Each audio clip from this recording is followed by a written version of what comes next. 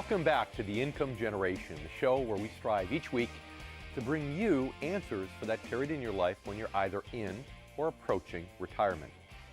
Each week I help you discover useful information not covered in other shows, especially those shows filled with hype, throwing information at you at a frantic pace. My guests and I enjoy not having our thoughts minimized to a soundbite, and most importantly, you have the benefit of deeper discussions on all those critical financial topics that you face. I'm David Scranton, your host. I enjoy this opportunity each and every Sunday to share with you insights and expertise that I use in my own investment management practice. Insights that you can digest as mental nourishment and insights you can put to work in your own finances. Overall, my goal is to use this hour together each Sunday to share seldom heard ideas for household finances, smart concepts for you and your retirement investment plan. American psychologist Abraham Maslow once said, "The story of the human race is the story of men and women selling themselves short." The Income Generation airs each week to provide you with knowledge so you don't sell yourself short. We're going to be talking a lot today about being all you can be and not relying too much on other entities. There is nothing more empowering than feeling self-sufficient. But you should also know thy limitations. As Socrates has said, know thyself. There is a fine balance between knowing yourself and knowing your limitations. When you need it, seek help. But learn enough so you don't just blindly follow advice from others. It always helps to have a good understanding before talking to a specialist in any category. I've personally gotten a lot from the great thinkers through the generations. In fact, my guest today is widely viewed as a current-day great thinker. He has a broad following and has been called upon by world leaders for his input on many of the topics that we'll be discussing today. To again quote Maslow, "If you plan on being anything less than you are capable of being, you will probably be unhappy all the days of your life." I'm sure you'll agree that this is true. That's why I'm sure we're all in for an hour that may serve to increase your happiness, even if just a bit. You know, there was a time when Americans had no choice but to rely on themselves. But America has always been a country that's so rich in freedom and resources and information that finding your own way was possible even when it wasn't easy. It became part of our values and even celebrated by artists and writers such as Ralph Waldo Emerson. That self-sufficiency included building family and friends for support, or perhaps having a trade or working farm that could be handed down through the generations. Or building a home for shelter and warmth and making sure you had food to get yourself through the winter. The government was simply not there to bail you out if you failed, but instead to create a set of laws it enforced in order to help you succeed. To succeed and retain what you worked for. Later, as the country grew and became richer because of all the individual successes, and a small level of protection was then provided to some by churches and benevolent associations such as the Elks and the Freemasons. Over time, a broader and broader, more institutionalized safety net had been created. The best known, of course, is Social Security. Social Security is seen as a positive for society, but Americans may have become too reliant on this retirement supplement. Another safety net were defined benefit pension plans funded by employers. These became common and grew as the labor movement grew. Today, companies that offer traditional pensions have become fewer and fewer each year. As we talk about in a few minutes, these plans, although a great idea, may not be without risks to those who rely upon them. The safety net also includes employee-funded 401ks and 403bs. These are primarily employee-funded, sometimes with a company match, but always with a tax benefit for each. They rely heavily on investment options that are essentially mutual funds. As with all other safety net options that have been created over time, mutual funds were once an answer to a difficult problem. Mutual funds are now seen by many as fraught with problems. This installment of the Income Generation will spend a lot of time discussing these problems today. So, as we've been encouraged over recent years to each become more and more of a do-it-yourselfer and put more of the burden on our shoulders, Discount brokerage firms have also arisen, firms like E-Trade, TD Ameritrade, Schwab, and so on. These firms cut trading costs, but as we discover later, doing so may just be at a price. Subsequently, many newsletters have popped up or expanded their customer base to help the do-it-yourself investor as well. Perhaps you read Kiplinger's or Motley Fool or one of the others. Now, I'm not going to pass judgment today, but a bit later we'll talk about how to discern investment advice from what I like to call investotainment. We're going to immerse ourselves for the next 60 minutes with the idea of balancing self-reliance with help from others. We'll look at do's and don'ts, trouble spots, and safety. We'll be welcoming to the Income Generation studio my guest, James Dale Davidson. Davidson is known as a Washington insider with the common man's interests at heart. My favorite quote of James is right in the line with today's show: when you subsidize poverty and failure, you get more of both. Davidson's best-selling books include Blood in the Streets and The Great Reckoning. He also co-wrote The Sovereign Individual, and although that was 17 years ago, it has become more relevant to me with each passing year. In fact, he's just about to publish a new book that he's been a bit more secretive about than most authors. I believe I'll be able to get him to speak a little bit more about it than he has recently. Marty Johnson will also be here. She's going to share a special News and Views report which takes a look at the current state of our financial safety net, how we got to where we are today, and what to expect in the years to come. But first, in the market breakdown, I'll be talking about an expensive problem: mutual funds. A problem that has crept into the safety nets in American homes. I think it will surprise most of you because mutual funds have become a staple. They become as American as apple pie. But as with many things that start out with a good purpose, over time, problems creep in, or things just become outdated as better replacements become available. It will all make sense when we discuss this in depth, coming up next in the market breakdown on the Income Generation.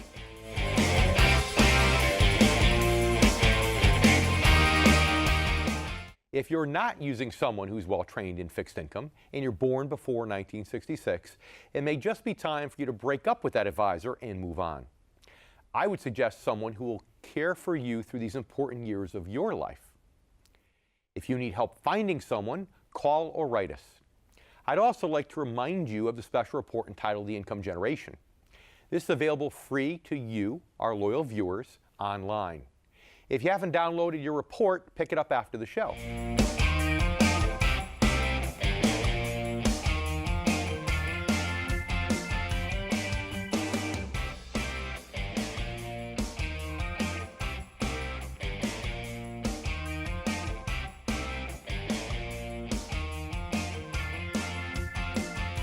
If you're near or in retirement, head over to theincomegeneration.com and download your special report written specifically for the needs of the income generation. Again, those born before 1966.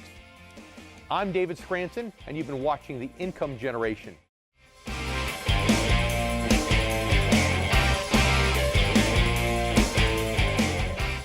In today's market breakdown, I want to focus entirely on mutual funds. Despite their popularity, most investors don't actually know a lot about mutual funds or how they work. You may know what's good about them, but know little about their drawbacks or limitations. As Clint Eastwood might say, a man's got to know his limitations. Mutual funds have aspects that are good, bad, and ugly. So you need to be aware of all three. The good is that even if you put as little as $1 into a mutual fund, you're buying little bits and pieces in a bunch of different companies. So mutual funds give you a really simple way to diversify your investments with a small amount of money. But as with most things in life, simplicity comes at a cost. An advisor friend of mine actually talks about what he calls the disease of ease when he's referring to mutual funds. So unfortunately, that's pretty much where the good ends. Now, let's talk about the bad and the ugly. As I've already mentioned, the popularity of mutual funds coincided with the rise of 401ks, primarily in the 1980s and also the 1990s. People got addicted to them even more so in the second decade, the 1990s, because we were still in the best long-term bull market our country has ever seen. Back then, it seemed you couldn't go wrong with mutual funds. Suddenly, you didn't have to worry about your employer canceling your pension plan or Social Security running out of money. Your retirement plan was still rock solid and your money was growing because of mutual funds. You could count on that, or so it seemed. And they were so simple, you could even take a do-it-yourself approach. Just go to one of the mutual fund rating services and follow its advice. If you used one with a star rating system, you didn't even have to read the report. Just pick the mutual fund with a 5-star rating and buy it. What could be simpler than that? Of course, that sense of security some people may have felt about mutual funds disappeared with the stock market crash when the technology bubble burst between 2000 and 2003. The long-term bull market cycle was over, and a new long-term secular bear market cycle was just beginning. Suddenly, nothing tied to the stock market seemed like such a sure thing. You might even say that 2000 spelled the end of a stock market fund era. Ever since, mutual fund families have endured largely because of inflows to bond funds that have offset the outflows from stock mutual funds. From 2000 until very recently, with the market not doing as well and interest rates falling, an investor could simply call their mutual fund family and say, hey, sell my stocks and buy a bond fund. And that worked great. The problem now is that with interest rates at a 34-year low, and let's face it, we've just ended a 34-year period of declining interest rates since 1981, that rates at this point probably aren't going to go any lower. In fact, I don't believe rates are going to skyrocket anytime soon, but with quantitative easing finished and the Fed now gradually increasing short-term rates, or if you can believe what they're saying they're going to continue to do, the tailwind that bonds have enjoyed for all these years has stalled at the very least. And if interest rates start rising steadily, it could change course and become a headwind. That tailwind has stopped, and at some point will become a headwind again. Why? Because everyone knows that there's an inverse relationship between bonds and interest rates. Simply put, when one goes up, the other goes down. What that means for mutual fund families is that bond funds will no longer be able to take up the slack for stock funds. That's something to think about, given that this long-term bear market cycle still has at least another 5 years to go, and most likely will include another major stock market drop. But without even considering any of that, mutual funds have other problems and limitations that can be extremely costly if you're not aware of them. For example, one of the appeals of mutual funds for a lot of people is that they're diversified. Diversification is a strategy that helps grant protection. But in truth, the only thing it may really be protecting is the fund manager from liability. Think of it this way. Most fund managers, at least stock fund managers, are evaluated based upon their performance compared to the S&P 500 index. Their goal is to match or beat it. But there's a reason they usually can't. In fact, it's the same reason that if you track the performance of the Dow Jones Industrial Average and the S&P 500, you'll see that they tend to follow each other for the most part. However, the Dow Jones Industrial Average has only 30 stocks, and the Standard & Poor's 500 has 500 stocks. You see, a statistician will tell you that once you get over 20 holdings in a portfolio, you become, statistically speaking, as diversified as if you had 500. In a nutshell, that's why the Dow and the S&P tend to track each other. And that's why if you have 70 to 100 stocks in your portfolio, you're just tracking the market. That protects the mutual fund manager who's holding those stocks, because if your portfolio shrinks, after all, he can just say, well, you know, it's because the market overall is down, not because of any bad choices on my part. Another potentially bad aspect of mutual funds relates to taxes. Without even realizing it, you can incur what I call a phantom tax. Here's an example. Let's say you buy a mutual fund today, and the fund itself sells one of its stocks tomorrow at a gain. you will automatically have to pay a capital gains income tax despite the fact that you were not in the fund while the gain on that stock was being made. And of course, if you have a mutual fund now, you already know the manager and research team work on a fee basis. Most of the fees, such as management fees, administrative fees, 12B1 fees, and so on, are transparent. But others might take you by surprise. Do you know how much you're paying in fees in your mutual funds? As I see it, the biggest mutual fund fee that no one talks about has to do with the fund manager's ability to buy and sell in bulk. Now, as you're aware, in most areas of commerce, that usually constitutes getting a bargain because you can buy in quantity and sell in quantity, but it doesn't quite work that way when you're talking about mutual funds. Imagine there's a stock that the fund manager wants to sell for $25 a share. But then, because he's selling so much of it, those sales actually drive the price down to $24.50.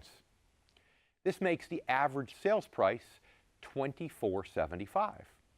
So the fund manager ends up selling at that lower average price, in essence losing 1% for his investors.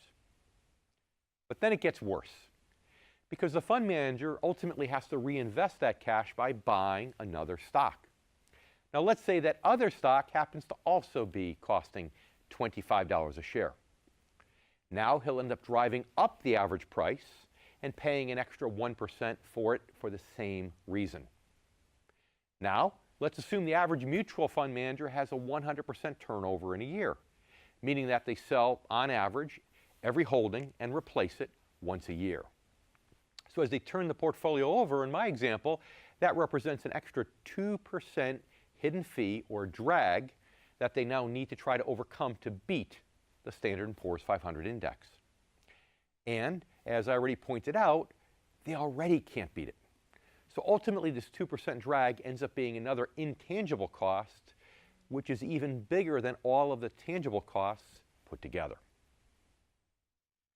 In fact, the only choice the fund manager has for avoiding drag is to make the sales and purchases in small increments, whether on the sell side or the upside, so he or she does not affect the price while he's buying or selling.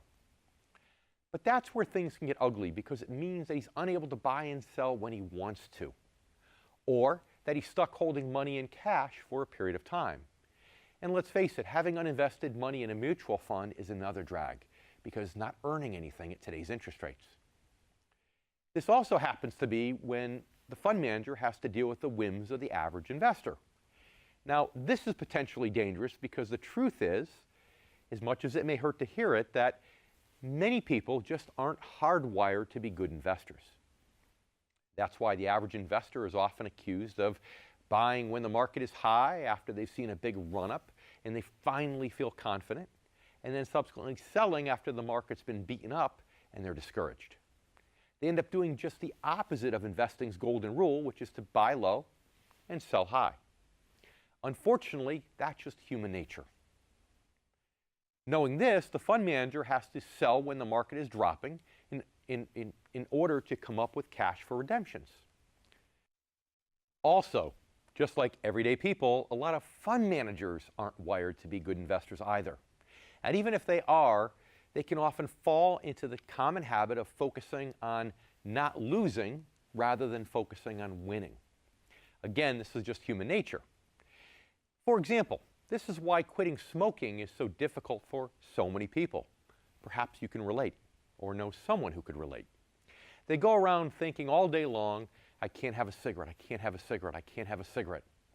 But that's just like me telling you not to think about pink elephants. If you take that approach, a pink elephant is the only thing you're going to think about. So when a fund manager is focusing on trying to prevent losses, subconsciously, they may be attracting more losses. Psychologists, in fact, refer to this as the law of attraction.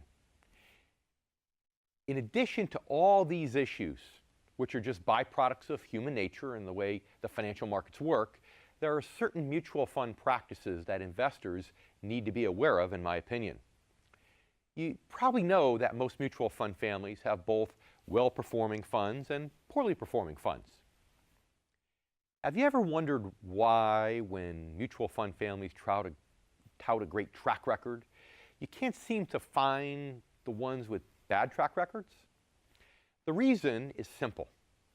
The ones with the bad track records get folded into the ones with the good track records.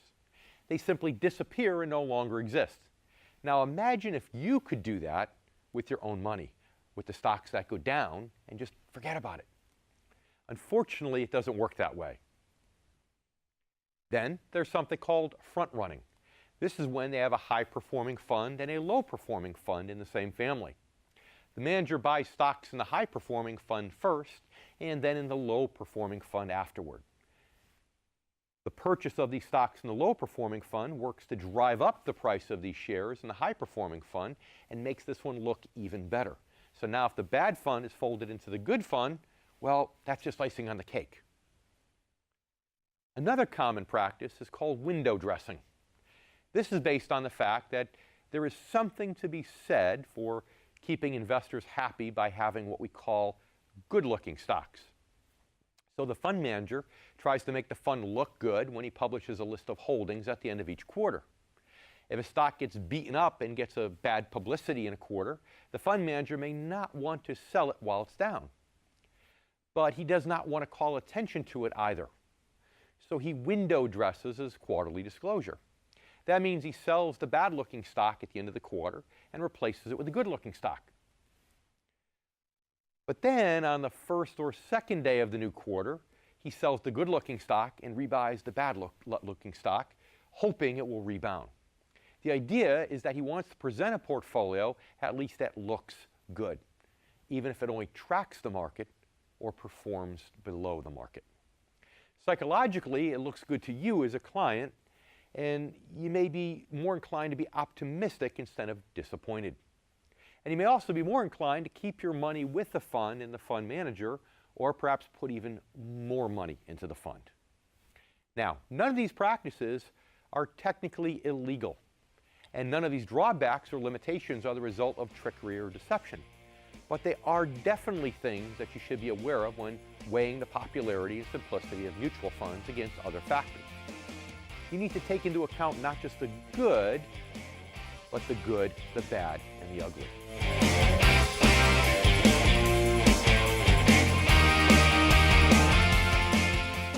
The closing numbers on the markets today.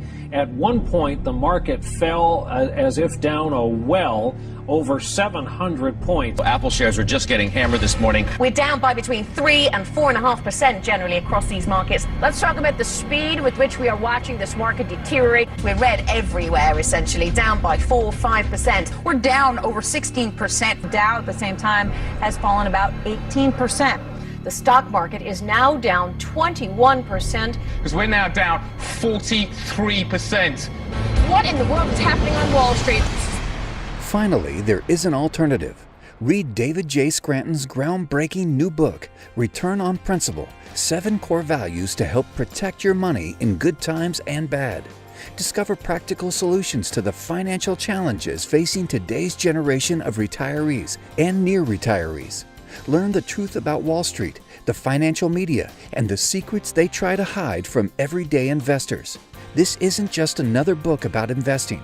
Working Americans who have lived through 2 major stock market crashes and the worst financial crisis since the Great Depression in the past 16 years don't need another book about investing. David Scranton's approach to financial planning is a holistic system designed for maximum protection, strategic growth, and reliable income regardless of market conditions. Stop planning for retirement with your fingers crossed. Plan with confidence, knowledge, and peace of mind. Read Return on Principle: 7 Core Values to Help Protect Your Money in Good Times and Bad. Available now.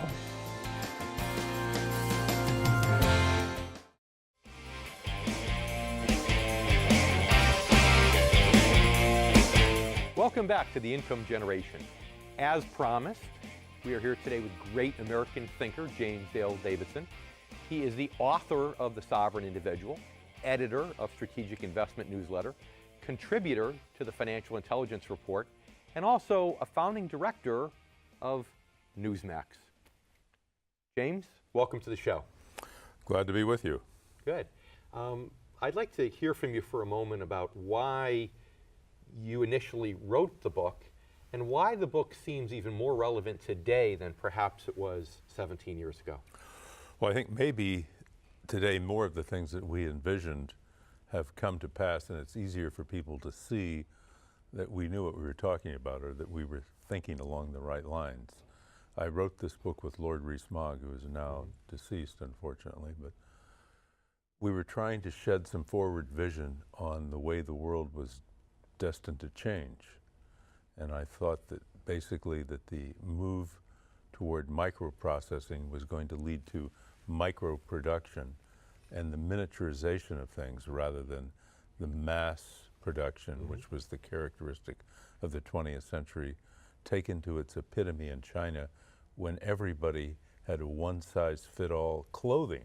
Not only policies, but you all had to wear Mao clothes, and they had to be the same size. I mean, they were all manufactured at one size. It was like socks sometimes are, you know, that one size fits all. It reminds me of my days in Catholic high school. I kind of felt that way. We were all dressed to look the same. Yes, but it didn't survive the test of time because really people would prefer to have clothes that fit them. There's a company now called the Left Shoe Company that manufactures shoes specifically to your feet, the way the old-fashioned bootmakers in London used to have a last with your name on it, and they made all the shoes to fit your foot.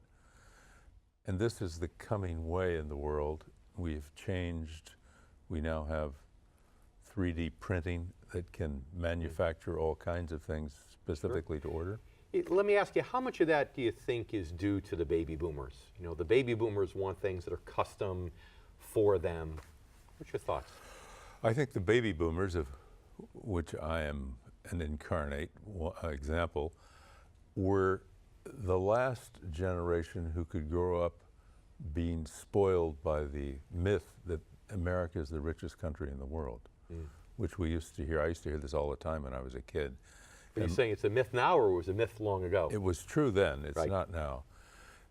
My parents used to bludgeon me to eat my broccoli by telling me that there were starving children in Europe, and then the starving children moved to Africa. But we've all heard about them, right? And I think you and I almost grew up in the same household. Yes.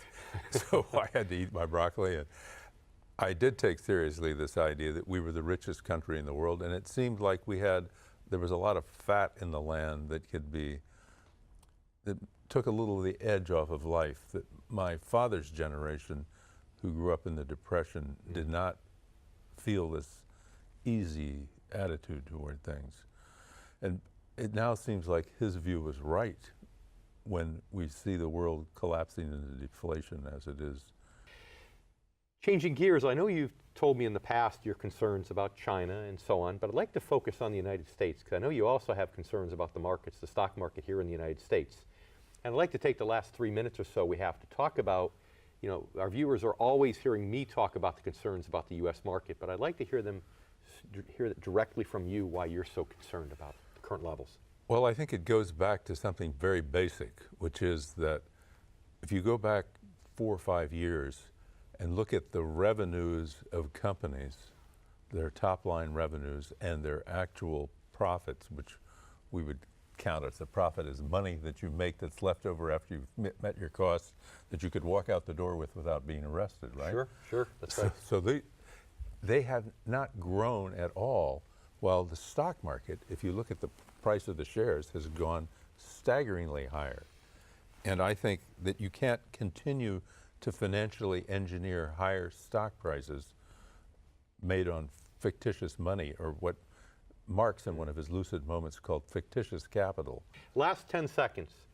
How low do you see the possibility of the Dow getting when all this stuff comes to roost? Well, I think it could easily go down 50% from 50%. Here. Yep, easily. I agree completely. That's great. James, thank you so much for being on the show. I really appreciate you being here. My pleasure, Good. David. Thank you. And don't go anywhere. Again, thank you very much to James Dale Davidson for adding a lot of knowledge and wisdom. Don't go anywhere. We'll be right back after the break.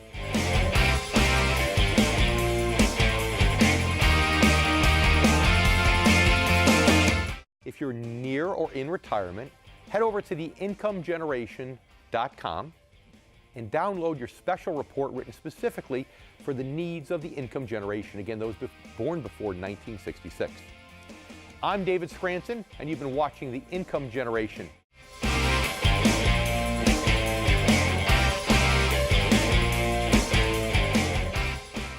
Now, mutual funds gave many a false sense of confidence during the 1980s and 1990s, the best bull market in U.S. history.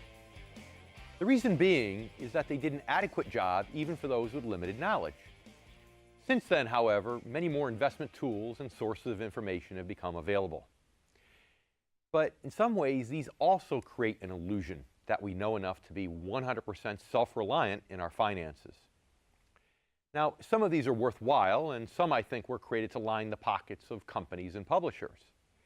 Just as mutual funds brought investing into stocks and other asset classes to the broader public, discount brokers created an industry that barely existed before.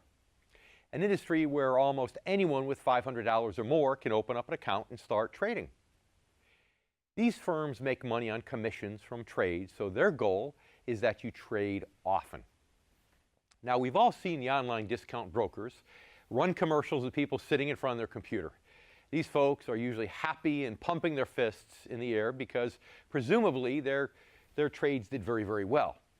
They make trading look fun, sexy, and easy. And they give the impression that if you're not trading, you're missing out. If you're part of the income generation, you might remember the cigarette ads of the 1970s that implied you'd be cooler if you smoked. Well, the problem is that discount brokers try to attract you with a similar trick, but a trick that can be just as dangerous and bring what I call cancer to your portfolio. In the past decade, many of these online brokers have added more of what they're calling resources. These include chart and graphic packages, along with alerts.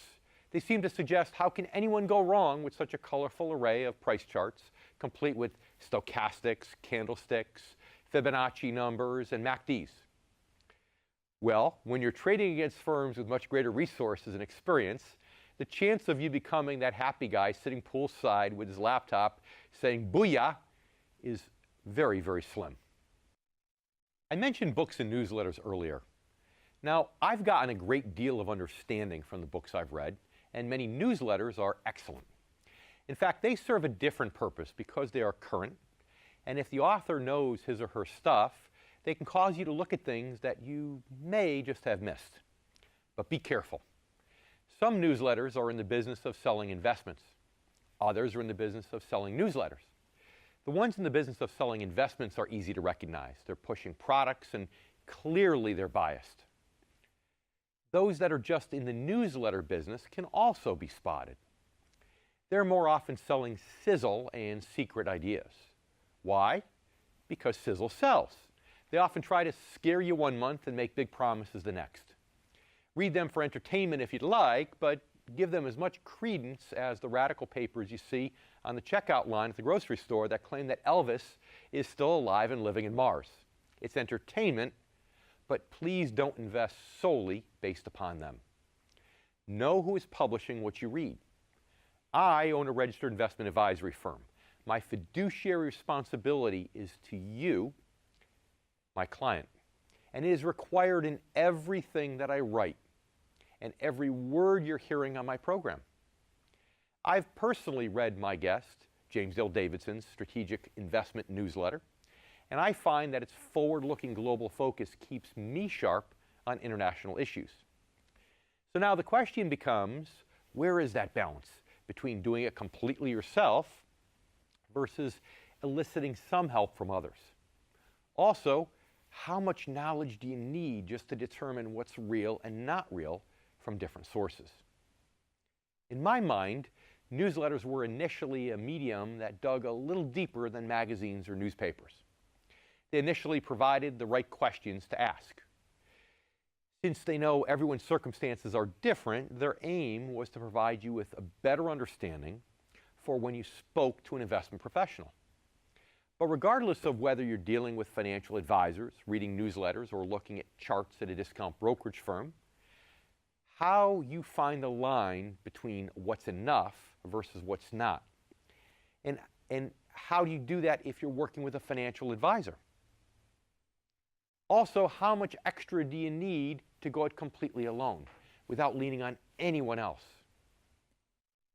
Let's start with doing it completely yourself. To go it alone, one would need extensive knowledge in the areas of accounting, macroeconomics, microeconomics, corporate finance, credit analysis, and so on. In fact, it would take years for one to have enough knowledge to review newsletters, talk to financial advisors, and browse discount brokerage sites to decide which sources they might trust versus which they don't. But the question becomes, without real-world experience, is it still a good idea to be going it totally alone with your entire life savings? After all, it's not so easy that a baby can do it. Here's an analogy that better explains why you should have a decent amount of financial knowledge, even if you're not flying completely solo. It's like going to a medical provider with a problem and not understanding at least the basics of what you might need and what the treatments could be. Heck, if you didn't have that knowledge, you wouldn't even know what kind of doctor to go to. And you wouldn't be able to discern between treatment choices that are presented to you by the doctor. And like going to the doctor, if you decide to use a financial advisor, you'll need to know what questions to ask. Questions like whether they are adept at investing for income or any other style that benefits your goal. An example I like to use involves my own life. Now, this isn't about investments, I know, but it has to do with my personal safety. I own a fishing lure company, and we have a corporate boat. We use the boat to test products that we're developing. Sometimes when we're offshore, it gets a little rough, a little dicey, and at times downright dangerous. But I took extra steps beyond the standard U.S. Coast Guard safety class. I actually went to attain and have attained my 100-ton U.S. Coast Guard master license. Although we hire an experienced captain when we venture out, I personally would not feel comfortable if I didn't also have a good understanding of how to operate the boat and navigate safely home. Why then do I still hire a captain? Well, yes, I have educated myself so I could have a high level of understanding of what's going on when we're on the water and what he's doing on the bridge, and this gives me increased confidence in trusting him with the helm and literally with my life.